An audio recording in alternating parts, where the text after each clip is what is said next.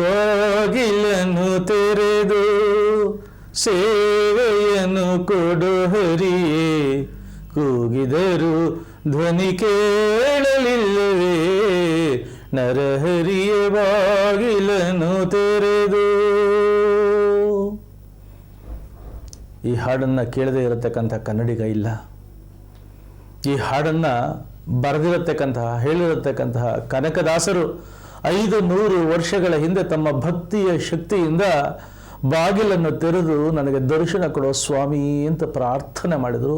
ಆರ್ತರಾಗಿ ಪ್ರಾರ್ಥನೆ ಮಾಡಿದರು, ಬೇಡಿಕೊಂಡರು, ಕಾಡಿದರು, ಕೂಗಿದರು, ಕರೆದರು, ಅತ್ತರು. ಕಣ್ಣಿನಲ್ಲಿ ಬಂದಿರತಕ್ಕಂಥ ಭಕ್ತಿಯ ಆ ಬಾಷ್ಪ ಪರಮಾತ್ಮನನ್ನು ಅವನು ತಿರುಗಿ ಕನಕನ ಕಿಂಡಿಯ ಮೂಲಕ ಕನಕದಾಸರಿಗೆ ದರ್ಶನ ಕೊಟ್ಟ. 500 ವರ್ಷಗಳಿಂದ ಸಂತರು ಬಂದರು, ಸಾಧುಗಳು ಬಂದರು, ರಾಜರು ಬಂದರು, ರಂಕರು ಬಂದರು, ಭಕ್ತರು ಬಂದರು, ಶಕ್ತರು ಬಂದರು, ಎಲ್ಲರೂ ಬಂದರು. ಬೇಕಾದಷ್ಟು ಜನ, ಸಹಸ್ರ ಜನ ಬಂದರು. ಆದರೆ ತಮ್ಮ ಭಕ್ತಿಯ ಶಕ್ತಿಯಿಂದ ಕೃಷ್ಣನನ್ನ ತಿರುಗಿಸಿರತಕ್ಕಂಥ ಕನಕದಾಸರು ಏನು ದೊಡ್ಡ ಸಾಧನೆ ಮಾಡಿ ತೋರಿಸಿದ್ರು. ಮತ್ತೆ ಕೃಷ್ಣನನ್ನ ಪೂರ್ವ ಸ್ಥಿತಿಯಲ್ಲಿ ನಿಲ್ಲಿಸತಕ್ಕಂಥ ಇನ್ನೊಬ್ಬ ಭಕ್ತ ಬರಲಿಲ್ಲ. ಅದು ಕನಕದಾಸರ ಭಕ್ತಿಯ ಶಕ್ತಿ. ಕನಕದಾಸರು ಜಾತಿಯಿಂದ ಜ್ಯೋತಿಗೂ ಮಿಗಿಲಾಗಿರತಕ್ಕಂಥ ಪರಂಜ್ಯೋತಿ, 100 ಜ್ಯೋತಿಗಳನ್ನು ಹೊಚ್ಚಿರತಕ್ಕಂತಹ ಪರಂಜ್ಯೋತಿ ನಮ್ಮ ಕನಕದಾಸರು. ಸಾಹಿತ್ಯದಲ್ಲಿ, ಸಂಗೀತದಲ್ಲಿ, ಆಧ್ಯಾತ್ಮದಲ್ಲಿ, ಸಂಸ್ಕೃತಿಯಲ್ಲಿ, ಸಾಮಾಜಿಕವಾಗಿರತಕ್ಕಂಥ ಸ್ಪಂದನದಲ್ಲಿ ಕನಕದಾಸರನ್ನು ಮೀರಿಸತಕ್ಕಂಥ ಇನ್ನೊಬ್ಬ ಭಕ್ತ ಕಳೆದ 500 ವರ್ಷದಲ್ಲಿ ಬರಲಿಲ್ಲ. ಕನಕದಾಸರು, ಪುರಂದರದಾಸರು ಇಬ್ಬರೂ ಸಹ ವ್ಯಾಸರಾಜರು 5 ಶತಮಾನಗಳ ಹಿಂದೆ ಕನ್ನಡದ ಆಧ್ಯಾತ್ಮಿಕ ದಿಗಂತದಲ್ಲಿ, ಸಾಹಿತ್ಯಿಕ ದಿಗಂತದಲ್ಲಿ ಹಾರಿ ಬಿಟ್ಟಿರತಕ್ಕಂತಹ ಜೋಡಿ ಹಕ್ಕಿಗಳು. ಕನಕದಾಸರು ಅವರು ಮುಟ್ಟಿದ್ದೆಲ್ಲ ಹಾಡು, ಬರೀ ಹಾಡಲ್ಲ, ಹಾಡಿದ್ದೆಲ್ಲ ಭಕ್ತಿ, ಬರೀ ಭಕ್ತಿಯಲ್ಲ. ಶತಮಾನಗಳವರೆಗೆ ತಮ್ಮ ಆ ಪರಮಾತ್ಮ ತಮ್ಮ ಸಂಬಂಧದ ಅದ್ಭುತವಾಗಿರತಕ್ಕಂತಹ ಶಕ್ತಿಯನ್ನು ಜಗತ್ತಿಗೆ ಬಿತ್ತರಿಸತಕ್ಕಂತಹ ಒಂದು ದಿವ್ಯವಾಗಿರತಕ್ಕಂತಹ ಗಾನವಾಯಿತು ಅವರ ಆ ಭಕ್ತಿಯ ಶಕ್ತಿ. ಕನಕದಾಸರು ವ್ಯಾಸರಾಜರ ಬಳಿ ಬಂದರು. ಢನಾಯಕರಾಗಿದ್ದಂತಹ, ಶ್ರೀಮಂತರಾಗಿದ್ದಂತಹ, ಸಾಹಿತ್ಯ ಸಂಸ್ಕೃತಿಗಳನ್ನು ಚೆನ್ನಾಗಿ ಅರಿತಿದ್ದಂತಹ ಕನಕ ನಾಯಕರು ವ್ಯಾಸರಾಜರ ಬಳಿ ಬಂದಾಗ ವ್ಯಾಸರಾಜರಿಂದ ಅವರಿಗೆ ಸಿಕ್ಕಿದ್ದು ಪರಮಾನುಗ್ರಹ. ವ್ಯಾಸರಾಜರಂತಹ ಮಹಾನುಭಾವರ ಆಶೀರ್ವಾದದ ಅಕ್ಷಯ ರಕ್ಷೆಯ ಫಲ ಎಷ್ಟು ಅಂತಂದರೆ ಕನಕದಾಸರು ಅಪರೋಕ್ಷ ಜ್ಞಾನಿಗಳಾದರು. ಒಮ್ಮೆ ವ್ಯಾಸರಾಜರ ಸಂಸ್ಥಾನದಲ್ಲಿ ಅನೇಕ ಜನ ಶಿಷ್ಯಂದರಿದ್ದಾಗ ವ್ಯಾಸರಾಜರು ಕನಕದಾಸರನ್ನು ಕರೆದು, ಕನಕ, ಈ ಬಾಳೆಹಣ್ಣನ್ನು ಎಲ್ಲರಿಗೂ ಕೊಟ್ಟಿದ್ದೀನಿ, ನಿನಗೂ ಕೊಡ್ತಿದ್ದೀನಿ. ಯಾರೂ ನೋಡದೇ ಇರತಕ್ಕಂಥ ಏಕಾಂತ ಸ್ಥಳದಲ್ಲಿ ಈ ಬಾಳೆಹಣ್ಣನ್ನು ನೀನು ತಿಂದು ನಾಳೆ ದಿನ ಎಲ್ಲರೂ ಬಂದು ನನಗೆ ಎಲ್ಲಿ ತಿಂದರು ಅಂತ ಹೇಳ್ತಾರೆ, ನೀನು ಹಾಗೆ ಹೇಳಬೇಕು. ಆದರೆ ತಿನ್ನುವಾಗ ಯಾರೂ ನೋಡ್ಕೊಳ್ದು, ಅಂತಹ ಏಕಾಂತ ಸ್ಥಳದಲ್ಲಿ, ಯಾರೂ ನೋಡಿದ ಸ್ಥಳದಲ್ಲಿ ತಿಂದು ಬಂದು ನನಗೆ ಹೇಳು. ಮರುದಿನ ಎಲ್ಲರನ್ನ ವ್ಯಾಸರಾಜ ಗುರುಗಳು ಪ್ರಶ್ನೆ ಮಾಡಿದರು, ಎಲ್ಲಿ ತಿಂದ್ರಿ? ಪ್ರತಿಯೊಬ್ಬರು ಹೇಳಿದರು, ನಾನು ನನ್ನ ಕೋಣೆಯಲ್ಲಿ ಬಾಗಿಲು ಹಾಕಿಕೊಂಡಿದ್ದೆ, ನಾನು ಮಲ್ಕೊಂಡಿದ್ದಾಗ, ನಿದ್ದೆ ಮಾಡಿದ್ದಾಗ ಪೂರ್ತಿ ಹೊದ್ದುಕೊಂಡು ಒಳಗೆ ತಿಂದೆ, ಸ್ನಾನ ಮಾಡ್ತಾ ಇದ್ದಾಗ ಬಚ್ಚಲು ಮನೇಲಿ ಬಾಗಿಲು ಹಾಕ್ಕೊಂಡು ತಿಂದೆ, ಮಂಚದ ಕೆಳಗೆ ತಿಂದೆ, ಮಡಿ ಮೇಲೆ ತಿಂದೆ, ಮರದ ಮೇಲೆ ತಿಂದೆ. ಒಟ್ಟು ಪ್ರತಿಯೊಬ್ಬರು ಯಾರೂ ನೋಡದೇ ಇರತಕ್ಕಂಥ ಏಕಾಂತ ಸ್ಥಳದಲ್ಲಿ ತಾವು ತಿಂದಿರತಕ್ಕಂಥ ಹೆಮ್ಮೆಯ ಮಾತನ್ನು ಗುರುಗಳಿಗೆ ವರದಿ ಒಪ್ಪಿಸಿದರು. ಈಗ ಕನಕದಾಸರ ಸರದಿ. ಗುರುಗಳು ಕೇಳಿದರು, ಕನಕ, ಬಾಳೆಹಣ್ಣನ್ನು ಎಲ್ಲಿ ತಿಂದು ರಾಜ? ಕನಕದಾಸರು ಹೇಳಿದರು, ಕ್ಷಮಿಸಿ ಬುದ್ಧಿ, ನಾನು ಬಾಳೆಹಣ್ಣು ತಿನ್ನಲಿಲ್ಲ. ಗುರುಗಳ ಮಾತನ್ನು ನೀನು ನಿರಾಕರಣೆ ಮಾಡ್ತಿದ್ದೀನೋ? ನಾವು ಯಾರೂ ನೋಡಿದ ಸ್ಥಳದಲ್ಲಿ ತಿನ್ನು ಅಂತ ಹೇಳಲಿಲ್ವಾ? ತಮ್ಮ ಮಾತನ್ನು ನಾವು ಅಕ್ಷರಶಃ ಪಾಲಿಸಬೇಕು ಅಂತ ಅದೇ ಕಾರಣಕ್ಕಾಗಿ ತಿನ್ನಲಿಲ್ಲ ಗುರುಗಳೇ. ಯಾಕೆ? ತಾವು ಒಂದು ಮಾತು ಹೇಳಿದ್ರಿ, ಯಾರೂ ನೋಡಿದ ಸ್ಥಳದಲ್ಲಿ ತಿನ್ನುವಂಥ ಜಗತ್ತಿನಲ್ಲಿ ಅಂತಹ ಸ್ಥಳ ಇಲ್ಲ ಸ್ವಾಮಿ. ಎಳ್ಳು ಮನೆಯ ಮುಳ್ಳು ಕೊನೆಯ ಪೊಳ್ಳು ಬಿಡದೆ ಒಳಗೆ ಹೊರಗೆ ಎಲ್ಲ ಠಾವಿ ನಲ್ಲಿ ಲಕುಮಿ ನಲ್ಲನಿದ್ದಾನೆ, ಚಿಂತ್ಯಾಕೆ ಮಾಡುತ್ತಿ ಚಿನ್ಮಯನಿದ್ದಾನೆ. ಅಣುರೇಣು ತೃಣಕಾಷ್ಠಗಳಲ್ಲಿ ಎಲ್ಲದರಲ್ಲಿ ಎಲ್ಲೆಡೆಯಲ್ಲಿಯೂ ಸಹ ಪರಮಾತ್ಮ ಸಹಸ್ರ ಚಕ್ಷುವಾಗಿ ಇದ್ದಾನೆ ಅನ್ನತಕ್ಕಂಥ ವಿಚಾರವನ್ನು ತಾವೇ ನನಗೆ ಹೇಳಿದ್ದೀರಾ.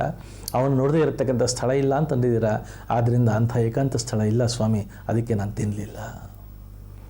ಇನ್ನೊಮ್ಮೆ ಗುರುಗಳಾಗಿರತಕ್ಕಂಥ ವ್ಯಾಸತೀರ್ಥ ಸ್ವಾಮಿಗಳವರು ಕನಕದಾಸರನ್ನು ಕರೆದು, ಕನಕ, ಇವರು ಮಹಾವಿದ್ವಾಂಸರಪ್ಪ, ಇವರು ವಿದ್ವನ್ಮಣಿಗಳಪ್ಪ, ಇವರು ಗ್ರಂಥಕರ್ತರಪ್ಪ, ಇವರು ತೀರ್ಥಕ್ಷೇತ್ರ ಪರ್ಯಟನ ಮಾಡಿದಾರಪ್ಪ, ಇವರು ಮಹಾವಿದ್ವಾಂಸರಪ್ಪ, ಇವರೆಲ್ಲ ಮೋಕ್ಷಕ್ಕೆ ಹೋಗ್ತಾರ ರಾಜ. ಕನಕದಾಸರು ಇಲ್ಲ ಸ್ವಾಮಿ. ಹಾಗಾದರೆ ನೀನು ಹೋಗ್ತೀಯನೋ ಕನಕ ಮೋಕ್ಷಕ್ಕೆ? ಕಣ್ಣು ಮುಚ್ಚಿಕೊಂಡು ಒಂದು ಕ್ಷಣ ಕನಕದಾಸರು ಯೋಚನೆ ಮಾಡಿದರು. ಆಮೇಲೆ ಹೇಳಿದರು, ಸ್ವಾಮಿ ನಾನು ಹೋದರೆ ಹೋಗ್ತೀನಿ ಸ್ವಾಮಿ. ಉಳಿದ ಎಲ್ಲ ವಿದ್ವಾಂಸರು ತಕ್ಷಣ ಕ್ರುದ್ಧರಾದರು. ನಾವು ವಿದ್ವಾಂಸರು ವಿದ್ವಾನ್ಮಣಿಗಳು ನಾವು ಹೋಗೋದಿಲ್ಲ, ನಾನು ಹೋದರೆ ಹೋಗ್ತೀನಿ ಸ್ವಾಮಿ. ದೊಡ್ಡಸ್ಗೆ ನೋಡ್ರಿ ಒಂದು. ಕನಕದಾಸರನ್ನ ಏನು ಹಾಗಂದ್ರೆ? ಆಗ ಕನಕದಾಸರು ಹೇಳಿದರು, ಸ್ವಾಮಿ ನಾನು ಅನ್ನತಕ್ಕಂಥ ಅಹಂಕಾರ, ನಾನು ಅನ್ನತಕ್ಕಂಥ ಸ್ವಪ್ರತಿಷ್ಠೆ, ನಾನು ಅನ್ನತಕ್ಕಂಥ ಮಮಕಾರ, ನಾನು ಅನ್ನಸ್ತಕ್ಕಂಥ ದೊಡ್ಡಸ್ತಿಕೆ ಎಲ್ಲಿವರೆಗೂ ಒಳಗೆ ಗಟ್ಟಿಯಾಗಿ ಕೂತಿರುತ್ತೋ ಅಲ್ಲಿವರೆಗೂ ಯಾರು ಒಂದು ಹೆಜ್ಜೆ ಜೀವನದಲ್ಲಿ ಮುಂದಕ್ಕೆ ಹೋಗೋಕ್ಕಾಗಲ್ಲ ಸ್ವಾಮಿ. ನಾನು ಅನ್ನತಕ್ಕಂಥದ್ದು ಹೋಗಬೇಕು, ವಿನಯ ಅನ್ನತಕ್ಕಂಥದ್ದು ಬರಬೇಕು, ನಂದೇನದು ಸ್ವಾಮಿ ಎಲ್ಲ ನಿಂದೇ ಅಲ್ಲವೇ ಅನ್ನತಕ್ಕಂಥದ್ದು ಅರಿವಾಗಬೇಕು ಸ್ವಾಮಿ. ಹಾಗಾಗಿ ನಾನು ಅನ್ನತಕ್ಕಂಥದ್ದು ಹೋದರೆ ಯಾರು ಬೇಕಾದರೂ ಹೋಗ್ಬೋದು ಸ್ವಾಮಿ.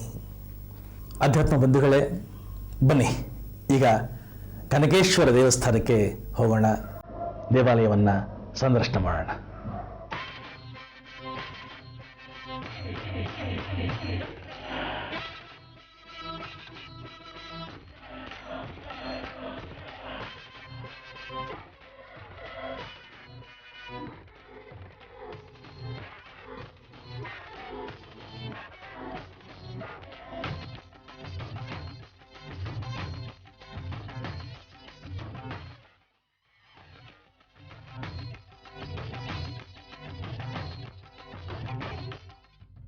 ಮೃತ್ಯುಂಜಯಾಯ ರುದ್ರಾಯ ನೀಲಕಂಠಾಯ ಶಂಭವೇ ಅಮೃತೇಶಾಯ ಶರ್ವಾಯ ಮಹಾದೇವಾಯ ತೇ ನಮಃ.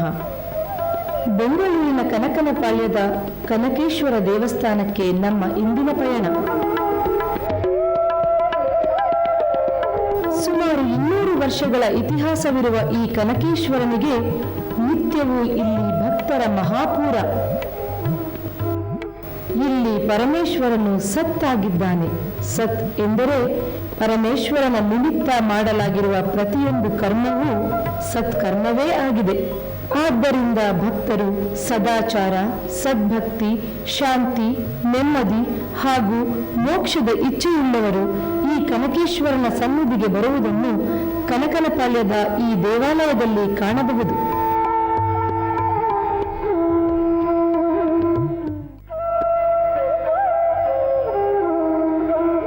ಈಶ್ವರಾರ್ಥ ಮತ್ತು ಈಶ್ವರಾರ್ಪಣ ಕರ್ಮ ಮಾಡುವುದರಿಂದ ಮನುಷ್ಯನು ಪಾಪ ಪುಣ್ಯಗಳಿಂದ ಮುಕ್ತನಾಗಿ ಸತ್ಸ್ವರೂಪಿ ಪರಮಾತ್ಮನನ್ನು ಸೇರುತ್ತಾನೆ.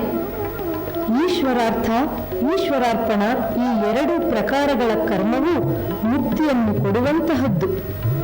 ಹಾಗಾಗಿ ಭಕ್ತರು ಕನಕೇಶ್ವರನ ಸನ್ನಿಧಾನಕ್ಕೆ ಬಂದು ಈಶ್ವರನಲ್ಲಿ ಭಕ್ತಿ ಭಾವದಿಂದ ಮೊರೆ ಹೋಗುವುದನ್ನು ನಾವು ನೋಡಬಹುದು. ಈ ದೇವಾಲಯದ ಪ್ರಖ್ಯಾತಿಗೆ ಪ್ರಮುಖ ಕಾರಣ ಮಾಜಿ ಶಾಸಕರಾದ ಶ್ರೀ KM ನಾಗರಾಜ್ರವರು. ಇವರ ನೇತೃತ್ವದಲ್ಲಿ ಕನಕನಪಾಳ್ಯದ ಎಲ್ಲ ಜನತೆಯು ಒಟ್ಟಾಗಿ ಸೇರಿ ಈ ದೇವಸ್ಥಾನದ ಪೂರ್ವಾಭಿವೃದ್ಧಿಗೆ ಶ್ರಮಿಸುತ್ತಿರುವುದು ಇಲ್ಲಿನ ನಾಗರಿಕರಿಗೆ ತುಂಬು ಸಂತೋಷದ ವಿಷಯವಾಗಿದೆ. ಈ ಕನಕೇಶ್ವರ ದೇವಸ್ಥಾನಕ್ಕೆ ನಾವು ಸುಮಾರು 30 ವರ್ಷದಿಂದ ಬರ್ತಾ ಇದ್ದೀವಿ. ನಾವು ಕೇಳ್ಕೊಂಡಂಥ ಏನೇನು ಅಭಿಲಾಷೆಗಳಿದೆಯೋ ಎಲ್ಲರೂ ನಡೆಸ್ಕೊಟ್ಟಿದ್ದಾನೆ ದೇವರು. ಮಹಾಶಿವರಾತ್ರಿ ವಿಶೇಷ. ಪ್ರತಿ ವರ್ಷವೂ ಇಲ್ಲಿ ಬಂದು ಸೇವೆ ಸಲ್ಲಿಸೋದು ನಮ್ಮಲ್ಲಿ ಒಂದು ಪದ್ಧತಿ. ಆದ್ದರಿಂದ ಇದೇ ರೀತಿ ಈ ವರ್ಷವೂ ಬಂದಿದ್ದೀವಿ ಇಲ್ಲಿಗೆ. ಉತ್ಲಾಂಬರಂ ವಿಷ್ಣು ಶಿಶುವರ್ಣಂ ಚತುರ್ಭುಜಂ ಪ್ರಸನ್ನವದ್ಯಾಯೇತ್ ಸರ್ವವಿಘ್ನೋಪಶಾಂತಿಯೇ. ಭಕ್ತಾದಿಗಳಿಗೆ ವಿನಂತಿ, ಇದು ಶ್ರೀ ಕನಕೇಶ್ವರ ಸ್ವಾಮಿ ಮತ್ತು ಶ್ರೀ ಆಂಜನೇಯ ಸ್ವಾಮಿ, ಪಟಾಲಮ್ಮ, ಯಲ್ಲಮ್ಮ ದೇವಿ 4 ದೇವಸ್ಥಾನಗಳು ಇಲ್ಲಿರುತ್ತೆ. ಇಲ್ಲಿ ಭಕ್ತಾದಿಗಳು ಪ್ರತಿದಿನ ಚೆನ್ನಾಗಿ ಪೂಜೆ ನಡೆಸಿಕೊಂಡು ಹೋಗ್ತಾ ಇರ್ತಾರೆ.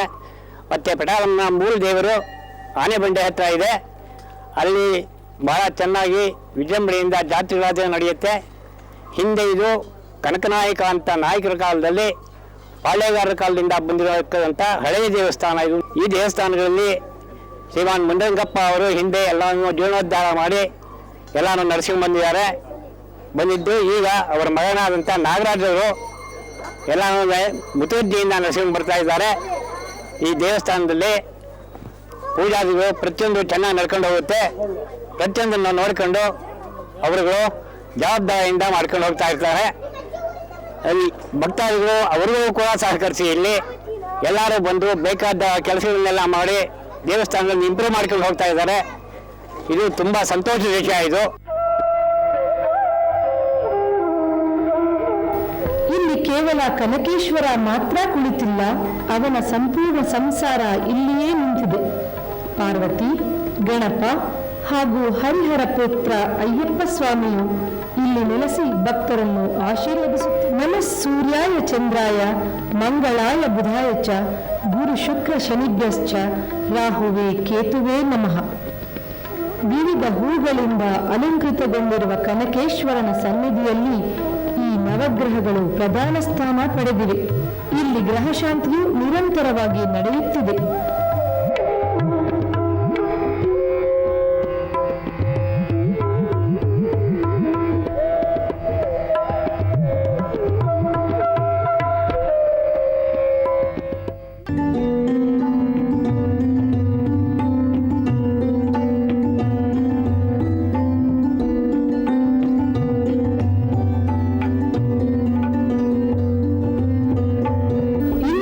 ಈಶ್ವರ ಪಾರ್ವತಿಯ ಉತ್ಸವ ಮೂರ್ತಿಗಳನ್ನು ಮಹಾದಾನಿ ಶ್ರೀ ಶ್ರೀನಿವಾಸ ರೆಡ್ಡಿಯವರು ದಾನರೂಪವಾಗಿ ನೀಡಿದ್ದಾರೆ. ಭಕ್ತರ ಭಕ್ತಿ ಇಲ್ಲಿ ಮೆರೆಯುತ್ತಿದೆ.